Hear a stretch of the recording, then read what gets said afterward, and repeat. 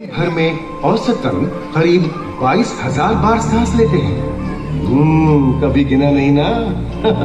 और क्या ये भी कि आपकी अगली सांस के लिए जरूरी ऑक्सीजन का मिलना इस बात पर निर्भर है कि आपसे मीलों दूर किसी समुद्र में एक बड़ी सी शार्क मछली एक छोटी सी मछली को खा पाएगी या नहीं। क्यों यकीन नहीं होता ना। चलिए कोई नहीं, आइए आपको ले चलते हैं एक ऐसी दुनिया में जो आपसे हजारों मील दूर होकर भी आपके अस्तित्व का आधार है।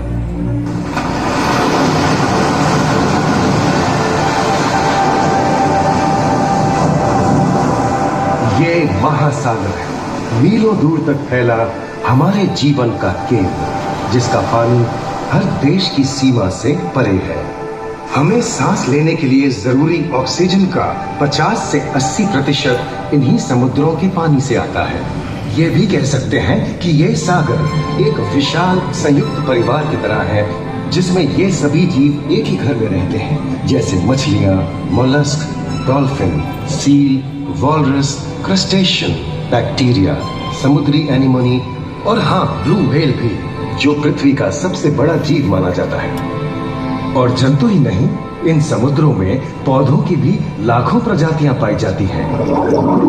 इन विशाल समंदरों का पानी हमारी पृथ्वी का लगभग 3/4 हिस्सा है। इस धरती पर 5 बड़े महासागर हैं: आर्कटिक, अटलांटिक, हिंद, प्रशांत और दक्षिणी महासागर। ये सागर इतने महत्वपूर्ण हैं कि इनका तापमान और लहरें दुनिया के हर हिस्से के मौसम पर असर डालते हैं, चाहे वो मौसम कितना ही खतरनाक क्यों ना हो।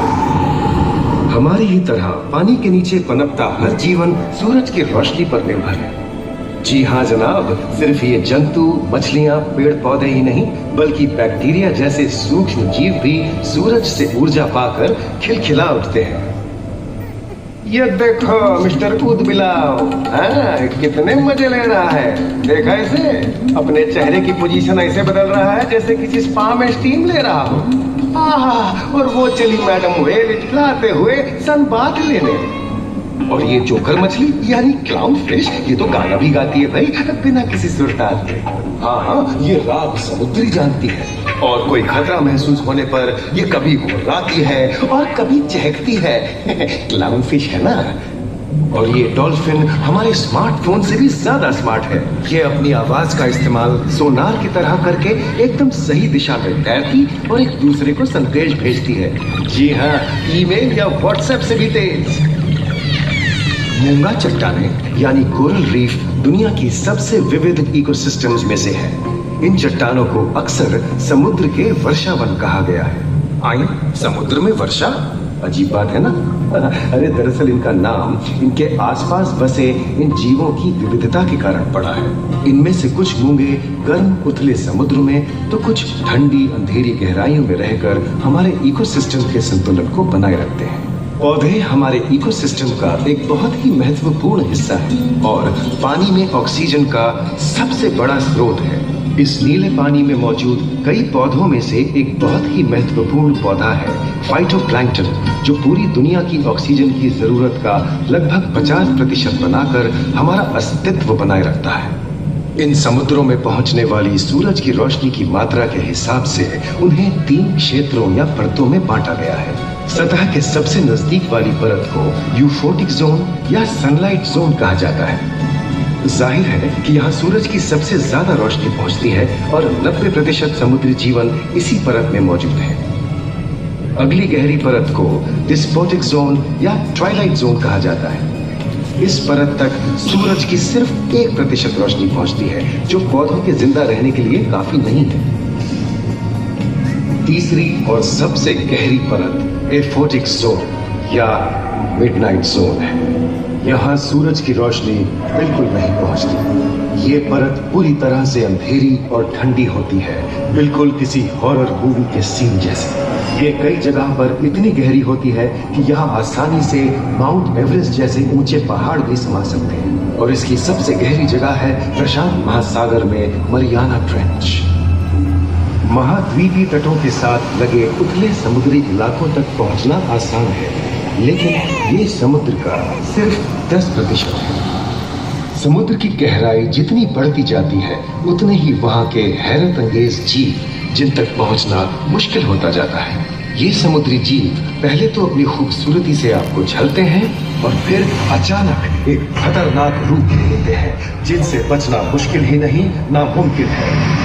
पर ये क्या, अचानक ये रोशनी कहाँ से आई? ओहो, ये तो जेलीफिश का झुंड है जिनकी रोशनी एकदम डिस्को करती है। अब सभी बड़ी छोटी मछलियां इन चमचमाती डिस्को लाइट को देखकर पार्टी करने आएंगी। और फिर यही रोशनी उन्हें बेरहमी से दबोचकर उनका शिकार करके अंधेरे में वापस गायब हो जाएगी। लेकिन सभी शिकारियों को छलावे से लुभाना नहीं पड़ता। सबसे घातक शिकारियों में से है शार्क, जैसे ग्रेट व्हाइट और टाइगर शार्क। शार्क आमतौर पर सूरज ढलने के बाद अंधेरे में शिकार पे निकलती है समुद्री जीवों का यमराज बनकर। आज तक शार्क की 500 से ज्यादा प्रजातियों का पता चल चुका है। ये हर तरह के खुले महासागरों में, मूंगे की चट्टानों में, आर्कटिक की बर्फ के नीचे और समुद्र की अंधेरी गहराइयों में पाई जाती है। और ये है समुद्री घोड़ा जो तबड़क तबड़क नहीं, छप छप छप छप करता है, यानी दौड़ता नहीं तैरता है। हमने इन समुद्रों के बारे में बहुत कुछ जाना है, पर अभी भी बहुत कुछ जानना बाकी है। ये सागर गहरे और विशाल, ठंडे और अंधेरे में डूबे होते हैं। इन गहराइयों में पनपने वाली 17,000 से अधिक प्रजातियां मानो किसी कल्पना से कम नहीं है। इन विशाल सागरों के इकोसिस्टम इनके बाहर तक फैले हैं।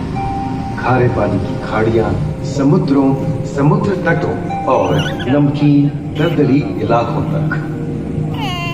मानव जाति दशकों से प्लास्टिक, जहरीले रसायन, तेल और ऐसी कई चीजों को पानी में बहाकर समुद्रों को नुकसान पहुंचा रही है।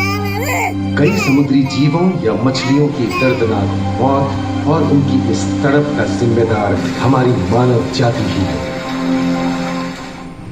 पिछले कुछ दशकों में वैज्ञानिक पैमाने पर सामने आए खतरों में से एक बड़ा जलवायु परिवर्तन है, जिससे महासागर गर्म हो रहे हैं और ग्रीन हाउस गैसों की अधिकता और ऑक्सीजन की कमी के कारण इन समुद्रों का अम्लीकरण हो रहा है।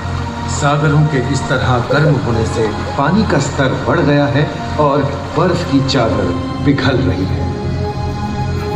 इस विनाशकारी बदलाव के परिणाम स्वरूप समुद्री जीवन खत्म हो रहा है और पूरे इकोसिस्टम के लिए ऐसे खतरनाक हालात हम ही पैदा कर रहे हैं। हमारी आने वाली पीढ़ी का भविष्य इस बात पर निर्भर करता है कि क्या हम आज अपने निजी जीवन से प्लास्टिक को हटाने जैसा छोटा कदम उठा सकते हैं, या फिर हम बड़े स्तर पर सख्त नियम बनाकर उन्हें लागू करें, जिससे समुद्री संसाधनों का दोहन और प्रदूषण कम हो। याद रखिए, बात हमारे अस्तित्व की है, तो बदलाव की शुरुआत भी हमें ही करनी होगी।